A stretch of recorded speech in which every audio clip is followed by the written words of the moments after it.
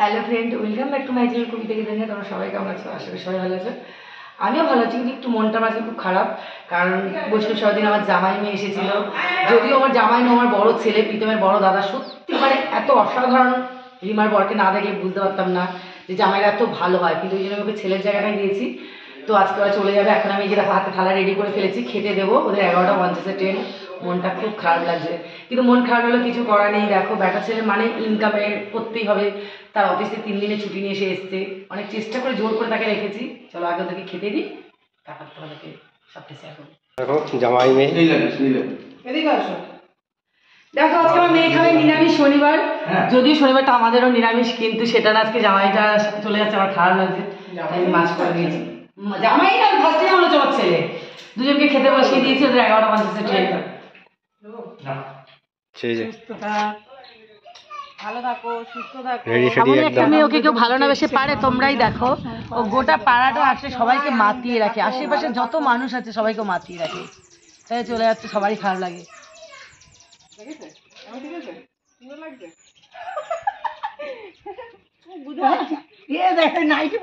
বেরিয়ে যাচ্ছে।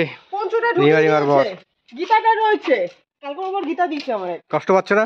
না, কষ্ট পাচ্ছি না। কষ্ট পাচ্ছে না? দেখো, হ্যাঁ, শিয়ানো তো বলছে পাবি না, এরকম বলছে।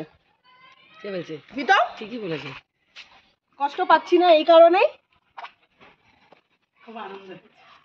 সেটা হচ্ছে যে মায়ের থেকে গিয়ে কোনোদিন কষ্ট পেতে নেই। কষ্ট পেলে একদমই ঠিক, মা কষ্ট পাবে। তার জন্য মায়ের হাসির মুখের জন্য সবসময় হাসতে হয়, যাতে আমার মা আনন্দে থাকে। এইটুকু আনন্দ দেওয়াটাও সন্তানের কাছে অনেক ভাগ্য মনে হয়, তাই না মা? যে আমি দিতে পারছি তোমাকে। আমার মায়ের কোনো চাহিদা নেই, শুধু আমার মাকে একটু ভালোবাসলে আর বুঝলেই হয়ে যায়। আমার মা কিচ্ছুতে পছন্দ করে না, খাওয়া দাওয়া, সাজসোজ, জামা কাপড়, কিচ্ছু না। বরকে নিয়ে যাচ্ছে বলে ওর কোনো কষ্ট নেই। ব্যাপারটা হচ্ছে এটাই। যেমন আমার এটা তো দাওয়ায় ভালো যাচ্ছে তো। বলে না, এটাই তো চাই, সবাই তো হ্যাঁ, চায় সবাই চায় যে তো। ওরা দুজন হাসি মুখে যাচ্ছে একসাথে। এর চাই বড় ব্যাপার কি আছে? একা গেলে খারাপ লাগতো। দাও, সাবধানে দাও। ওরম করতে হবে না, দাঁড়াও।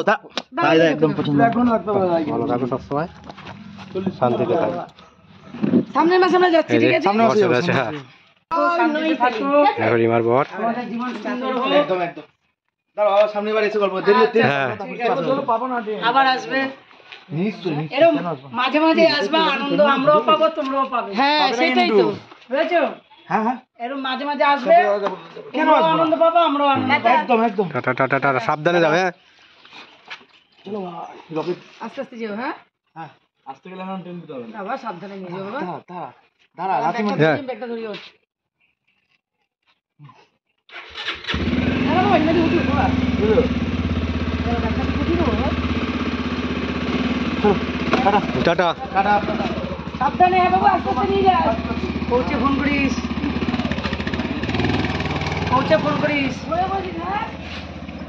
চলে গেল রিমার বর। তো দেখো, রিমা চলে গেল। রিমার বর। আমি এখনো বাড়ি মানে এখানেই বসে আছি, বৌদিদের ওখানে, ঘরেই ঢুকিনি। প্রীতম গেছে ওদের মোটরসাইকেল করে এগিয়ে দিয়ে আসতে। ওদের 11:50 ট্রেন। জানি না ট্রেন পাবে কিনা। একদম শর্ট টাইমে বেরিয়েছে বলতে গেলে, 10 মিনিটও বাকি ছিল না, ওরা বেরিয়েছে। এখনো প্রীতম যে আসে, মনটা ভীষণ খারাপ লাগছে। তাই ঘরেই ঢুকে এখানেই বসে আছি বৌদিদের ওখানে। অর্ধেকে রান্না হয়েছে, পুরো রান্নাও কিন্তু হয়নি, কিন্তু ঘরে ঢুকলে যেন ঘরটা তো খা লাগছে। মানে যতক্ষণ ও ছিল, ও আর ওর বর পুরো বাড়িটাকে আমার মাতিয়ে রেখেছিল। চলে গেছে। এবার বাড়ি থেকে আসলে বাড়িতে তার যেতেই হবে। এটা আমি যতই বলি না কেন, যত থাকবে ততই মায়া। এই মায়াতেই আমরা শেষ, কিন্তু কিছু করার নেই। এসেছি যখন যেতে হবে। আমাদের জীবনটাও ঠিক এরকমই।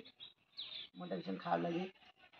ভগবানের কাছে বাচ্চাকে সুস্থভাবে ভালোভাবে ওরা যেন পৌঁছে যায়, এটুকুই চাও। মাদের আর কি চাও থাকে, এইটুকুই। চলো, সবাই সুস্থ থাকো, ভালো থাকো। আসবো পরে ভিডিওতে। টাটা।